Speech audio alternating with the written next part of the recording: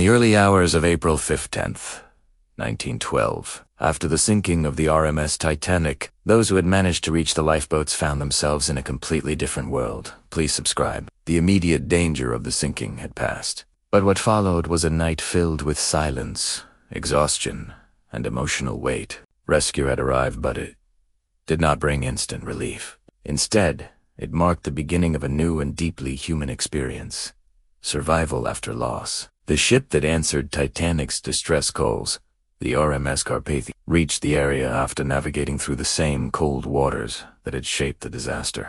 One by one, lifeboats were brought alongside, and survivors were helped aboard. The transition from lifeboat to ship was significant. For many, it was the first moment of physical safety, but emotionally, the experience was far from over. As survivors stepped onto the deck of the RMS Carpathia, they were met with care and support. Blankets were provided, warm drinks were offered, and efforts were made to create a sense of comfort. The crew of Carpathia worked quickly and compassionately, understanding that those they were receiving had just come through an extraordinary event. But despite these efforts, the atmosphere was not one of celebration.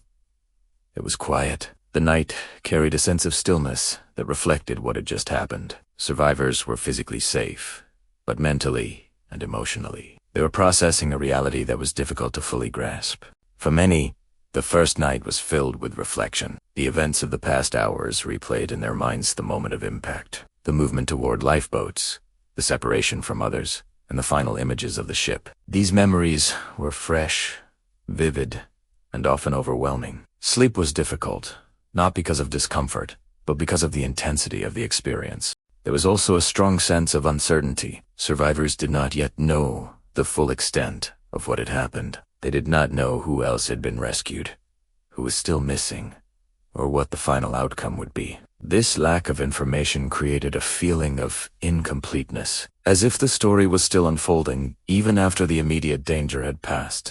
Conversations among survivors reflected this uncertainty. People spoke quietly, sharing what they had seen, trying to piece together the sequence of events. These exchanges were not just about information, they were about understanding. In sharing their experiences, survivors began to make sense of what they had gone through. At the same time, there were moments of silence. Not everyone felt ready to speak. For some, the experience was too recent, too intense to put into words. They sat quietly, wrapped in blankets, looking out at the dark ocean. The contrast between the stillness of the sea and the events of the night created a powerful emotional setting. The environment on the RMS Carpathia played an important role in shaping this experience. It was a place of safety, but it was also a place of transition from danger to recovery, from uncertainty to understanding. The ship became a space where survivors began to process what had happened, even if that process would take much longer than a single night.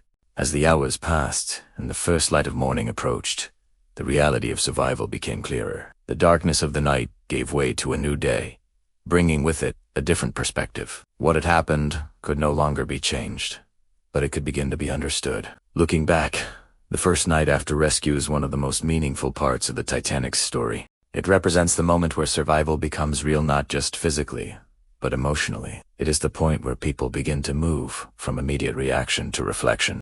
It also highlights the importance of human connection. In a situation where so much had been lost, the presence of others, whether through conversation, shared silence, or simple proximity, provided a sense of support. Survivors were not alone, and that made a difference.